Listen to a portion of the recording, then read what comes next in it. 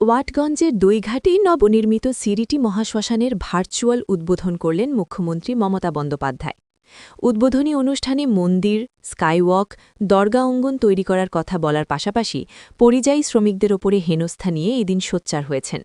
অন্য রাজ্যে কাজ করতে গিয়ে বাংলার শ্রমিকরা নির্যাতিত হচ্ছে, তাদের অন্য রাজ্য থেকে ফিরে আসতে বলেছেন তিনি। রাজ্যের মধ্যেই তাদের কাজের ব্যবস্থা করে দেওয়ার প্রতিশ্রুতি দিয়েছেন।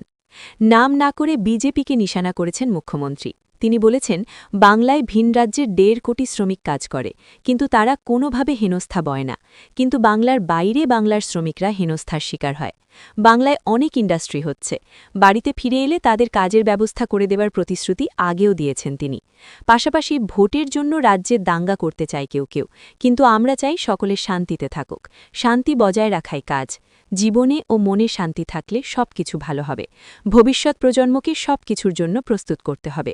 এদিন তার কথায় উঠে এসেছে অভিন্ন ভারতের কথা। হিন্দু মুসলিম প্রসঙ্গ স্বাধীনতার সময় থেকেই চলে আসছে। স্বাধীনতার আগে সকলেই একসঙ্গে বসবাস করত। সকলেই নিজের নিজের জায়গায় শান্তিপূর্ণভাবে বসবাস করুক। সকলেই নিজের নিজের মতো করে শান্তিপূর্ণভাবে কাজ করে বসবাস করুক। বাংলা সকলের জন্য। বাংলা এখন শিল্পের গন্তব্য। বাংলা এখন দেশে বিদেশে সমাদৃত। রাজ্যের বিভিন্ন এলাকায় মন্দির তৈরির কথাও বলেছেন তিনি। কালী মন্দির, স্কাইওয়াক, দীঘা জগন্নাথ মন্দির ঘুরে দেখানোর কথা বলা হয়েছে।